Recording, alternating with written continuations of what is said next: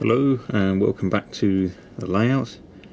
Now today I'm going to be just adding some scenery to this hillside that I've created along here. I've just made this using newspaper. I usually use plaster bandage for doing hillside and stuff, but for small areas like this there's nothing wrong with using newspaper. I've done about 5 layers and you can see it's pretty solid. It's going to serve a decent structure. It doesn't have to be particularly strong, but that's going to be strong enough to hold up the scenery and any trees that I put up there. The end result will then be that it looks similar to the scenery that starts off over there, and then I can complete the sort of bridge scene in the middle there to join the two together. I'm just giving it a coat of paint, sort of a brown sort of colour. It's a mix of 2 different colours just to give a bit of variation. I'm going to be experimenting with doing some sort of rock sort of effect there to make it look like the trap was coming along and it sort of blasted out of the terrain here. But before I do that, I'm just going to get on with the usual scenery process, so I'll put you over there probably and speed up the film.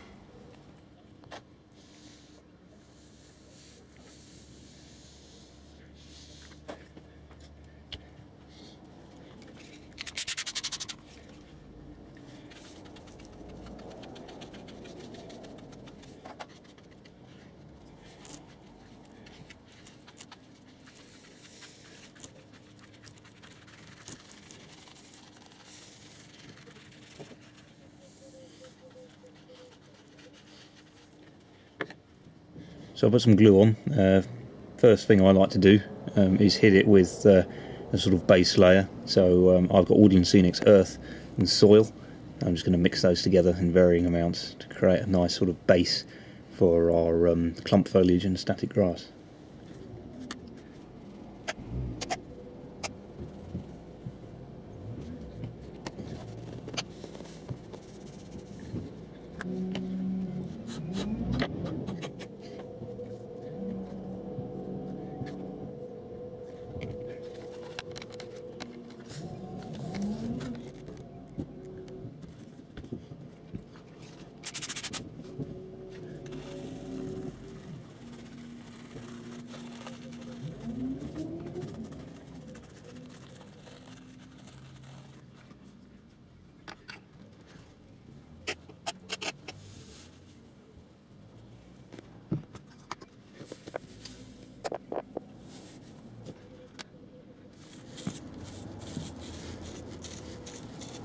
You can see if you use a fairly thick brush you can push the material up onto vertical surfaces.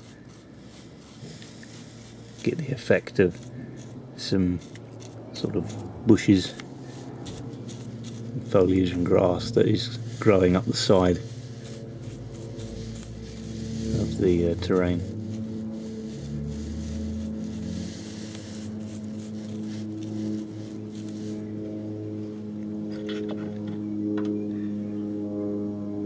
You can see why we paint the base layer brown, because then anything that's not covered up will show through.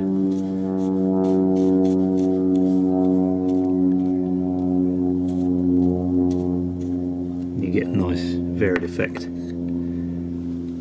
Not too worried about over here. This is where I'm going to experiment with my rock face, but for a base layer I think that's quite a good covering. I tend to use the earth and the soil. I like the sort of darker colours that you get. It's very easy to just buy some green. A lot of people do that, and in fact I used to be one of them. I used to just go and buy some bright green scatter, put it down and go, hey, that looks like some grass. But actually I think it's too vibrant. I actually prefer a sort of darker blend. The sort of season I'm trying to depict is sort of late summer, so it's not good. Everything's not going to be sort of luminous green. Now the next thing I'm going to do is the static grass, but before I do that I get loads of questions about what static grass I use, or how did I get that effect with the static grass, or what colour static grass is that, or how long is that static grass.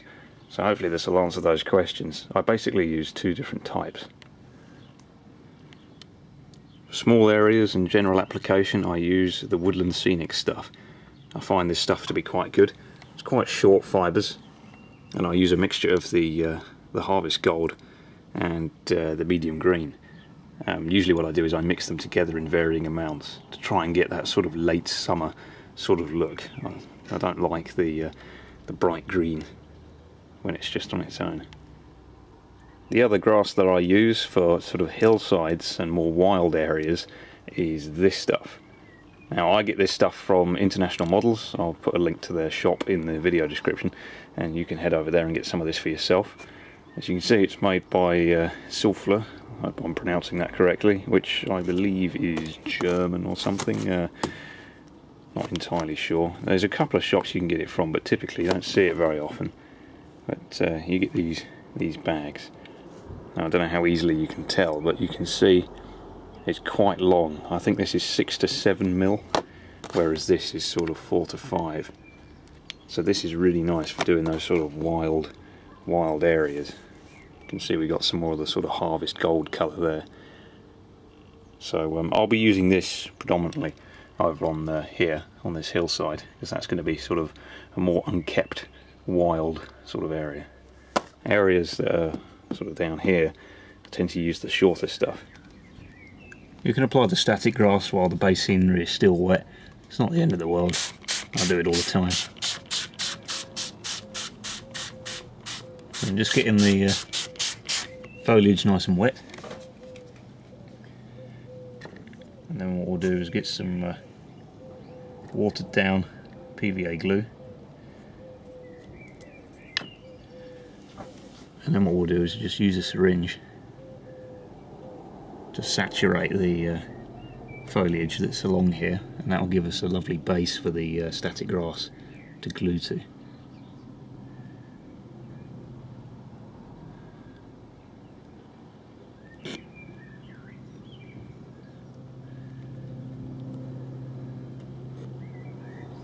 That should be enough.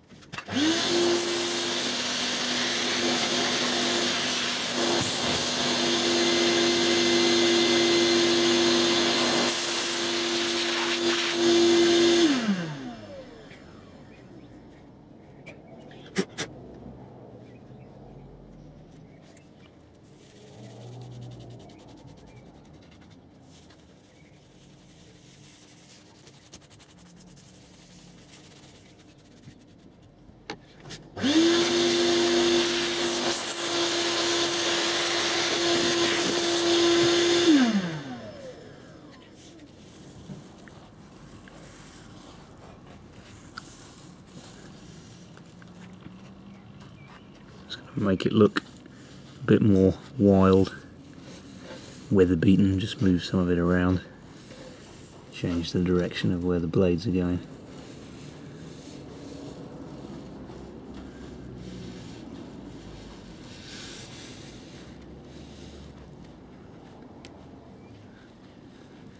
Mixed in some of the Harvest Gold grass just to make things look a little bit different.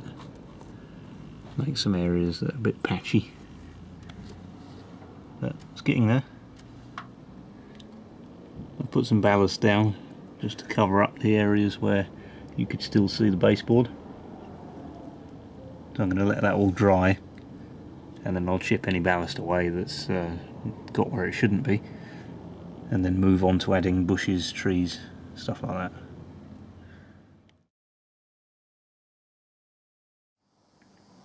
Okay, so the grass has dried. Quite pleased with the effect. You can see up on the flatter ground we've got more grass, and then when it gets steeper it gets progressively more patchy. That's what I like to try and create. I don't like to overdo the static grass, because then you end up with the entire layout sort of looking like a football field or a cricket pitch. So it's important to try and get that variation. Okay, so I'm going to work on this area now. I'm going to work on making a sort of like rock side here, make it look like the line was blasted through the rock, and try and get a sort of nice effect there that leads up to the wall.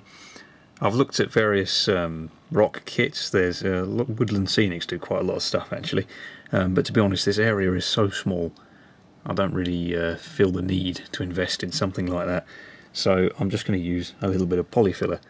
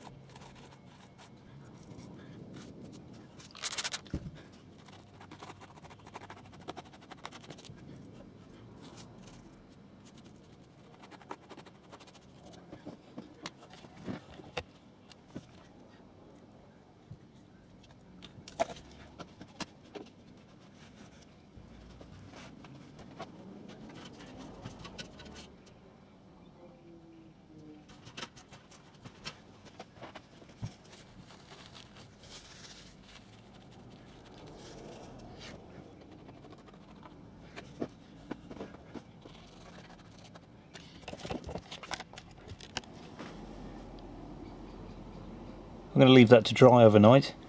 Quite pleased with the effect, looks pretty good, and it blends nicely with the walling that we've got over here. This is the area I wanted to blend in nicely, make it look like the brickwork almost goes into the rock.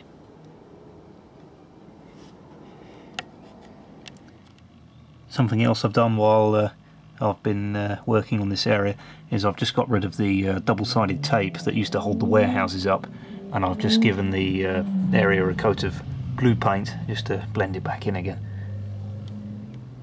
Okay, so the rock face is dried. Now I'm going to hit it with some of the Woodland Scenics earth coloured paints. I've got a few different colours. I'm just going to mix some up and see what sort of effect I can get. I'm going to try and make it look a little bit earthy, to look as though some of the earth above has been washed down the side of the rock face.